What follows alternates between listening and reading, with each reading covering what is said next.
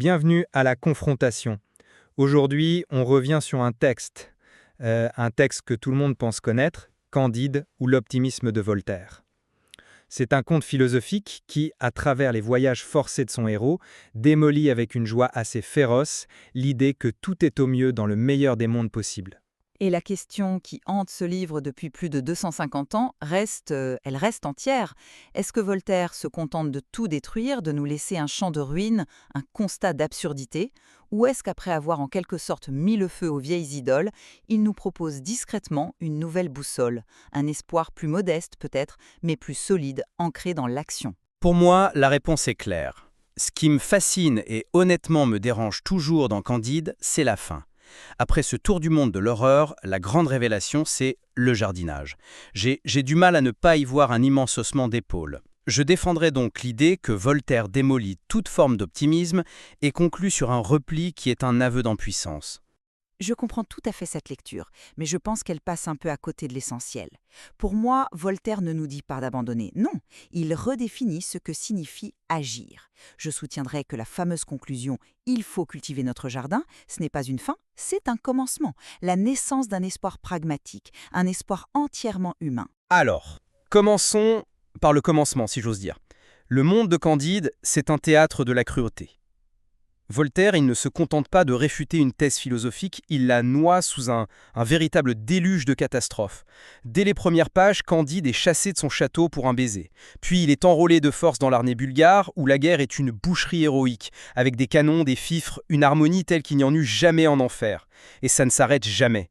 Le tremblement de terre de Lisbonne, la maladie, l'Inquisition. C'est une accumulation, c'est ça. Une accumulation qui rend la philosophie de Pangloss, son tuteur, non seulement ridicule, mais moralement obscène. Pour moi, la conclusion du jardin n'est que le point final de cette démonstration. Le monde est fou, il est violent, et la seule chose sensée à faire, c'est de lui tourner le dos et de s'occuper d'une tâche minuscule, concrète, pour ne pas devenir fou soi-même. Je suis d'accord sur la violence du constat. Absolument. Mais il faut se souvenir de la cible précise de Voltaire. Ce n'est pas l'espoir en général, c'est l'optimisme de Leibniz. C'est une doctrine philosophique très spécifique. Il ne s'agit pas juste d'être de bonne humeur. C'est la théorie qui affirme que Dieu, étant parfait, a nécessairement créé le meilleur des mondes possibles. Et donc pour un disciple comme Pangloss, chaque catastrophe, chaque horreur, la syphilis, le tremblement de terre, doit faire partie d'un grand plan divin harmonieux. C'est cette justification intellectuelle de la souffrance que Voltaire ne supporte pas. Le voyage de Candide, c'est donc une éducation du regard. Il apprend à remplacer les dogmes par l'observation. Et ce qu'il observe, ce n'est pas que le mal. Il y a des éclats de bonté.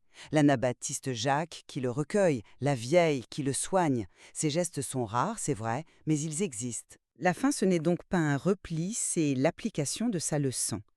La petite communauté qu'il fonde n'est pas un club de cyniques. Chacun y met la main à la pâte, Cunégonde devient une excellente pâtissière, Frère Giroflée un bon menuisier. C'est un optimisme de l'action qui remplace l'optimisme de la parole, voilà. Vous parlez de bonté, mais regardons ce que Voltaire en fait. L'anabaptiste Jacques, le seul homme véritablement bon du livre, se noie en essayant de sauver le marin qui venait de le frapper. Et le marin, lui, s'en sort sans une égratignure. Quel est le message? Sinon que la bonté est non seulement inutile, mais dangereuse. La cruauté, c'est la seule loi. Prenez l'esclave de Suriname, sans une main et sans une jambe. Il ne se plaint même pas, il explique froidement à Candide « C'est à ce prix que vous mangez du sucre en Europe ». Comment peut-on parler d'espoir après une phrase pareille? Mais justement, c'est un appel à l'action, ce n'est pas un appel au désespoir. Voltaire ne dit pas « le monde est horrible, abandonnons ». Il dit, à travers l'esclave, « Voici le coût réel de votre confort, de votre sucre. Que faites-vous maintenant que vous le savez ?» C'est une accusation directe, pas une lamentation. Il nous force à regarder. Et je pense que le but n'est pas de nous laisser dans le désespoir. Au contraire, en montrant l'insoutenable, il nous oblige à chercher une solution réelle, pas une excuse philosophique comme celle de Pangloss. Mais la seule autre philosophie que Candide rencontre, c'est celle de Martin, le pessimiste. Et il faut être clair, Martin n'est pas juste un grincheux. C'est un manichéen.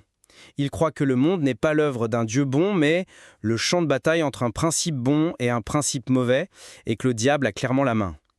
Pour lui, il n'y a pas de plan divin bienveillant, juste une lutte constante où le mal gagne presque toujours. Et à la fin, c'est bien la conclusion de Martin qui semble l'emporter, non hein? Travaillons sans raisonner, c'est le seul moyen de rendre la vie supportable. C'est le triomphe du cynisme. Je ne crois pas. Candide écoute Martin, oui, il apprend de son réalisme, mais il ne devient pas Martin. La phrase finale de Candide, il faut cultiver notre jardin, est une réponse à la fois à Pangloss, qui veut encore tout expliquer avec ses grandes chaînes de causalité, et à Martin qui pense que tout travail est vain. Candide forge une troisième voie. Il ne raisonne plus comme Pangloss, c'est vrai, mais il n'arrête pas de penser comme le voudrait Martin. Il ancre sa pensée dans une action concrète et limitée. Il y a une nuance capitale. Martin dit « travaillons sans raisonner », Candide dit « il faut cultiver ». C'est un impératif moral, c'est une décision, pas une simple distraction pour oublier le malheur. Peut-être, mais cet impératif s'applique à un domaine ridiculement petit. 20 arpentaires. Après avoir vu le monde entier, la solution serait de se concentrer sur ses légumes. C'est une démission. D'ailleurs, le modèle de cette sagesse, le vieil homme turc, leur dit explicitement qu'il ne s'intéresse à rien de ce qui se passe à Constantinople. J'ignore absolument l'aventure dont vous me parlez. C'est cette ignorance volontaire qui est présentée comme la clé du bonheur. C'est un renoncement à comprendre, à s'engager politiquement. Ou alors, c'est une redéfinition de l'engagement. L'engagement de Voltaire n'est pas dans les grands discours qui ne changent rien à la souffrance, il est dans l'action locale, efficace. Et puis, n'oublions pas l'épisode d'Eldorado. Ce n'est pas juste un conte de fées. C'est la preuve dans le récit qu'un autre monde est concevable. Un monde fondé sur la raison, la science, la tolérance, sans prêtre ni prison. Mais n'est-ce pas justement une utopie si parfaite, si inaccessible, qu'elle ne sert qu'à souligner à quel point notre monde est irrécupérable? Eldorado est littéralement coupé du reste du monde, par des montagnes infranchissables. C'est un rêve qui n'a aucune prise sur le réel. D'ailleurs, Candide lui-même ne y reste pas. Qu'est-ce que ça nous dit? Ah, mais ça nous dit quelque chose de fondamental. Il choisit de quitter ce monde parfait par amour pour Cunégonde, une femme qui, il faut bien le dire, n'est plus ni jeune, ni belle, ni même très intéressante. Il choisit une humanité imparfaite plutôt qu'une perfection abstraite. Et il n'en part pas les mains vides, il emporte de l'or. Et c'est cet argent qui lui permet, à la fin, de racheter ses amis et d'acheter sa métairie. Voltaire est incroyablement pragmatique. Il ne dit pas que l'espoir suffit, il dit qu'il faut des moyens. Le jardin, il a été acheté. C'est une critique de l'idéalisme pur. Pour faire le bien, il faut aussi une forme de puissance, ici économique. C'est un argument intéressant, mais il rend la conclusion encore plus sombre. La sagesse serait donc un luxe que seuls ceux qui ont eu la chance de tomber sur une mine d'or peuvent s'offrir. Pour le reste de l'humanité et l'esclave de Suriname ou les soldats de la guerre, il n'y a pas de jardin à cultiver. La solution de Voltaire ne serait alors qu'une solution pour une petite élite retirée du monde. Et retirée de façon précaire. Ils vivent sous la menace constante du pouvoir arbitraire de l'Empire ottoman, comme le rappellent les exécutions sommaires dont ils sont témoins. Leur petit bonheur est à la merci du premier caprice d'un pacha. La précarité, oui, mais c'est la condition humaine.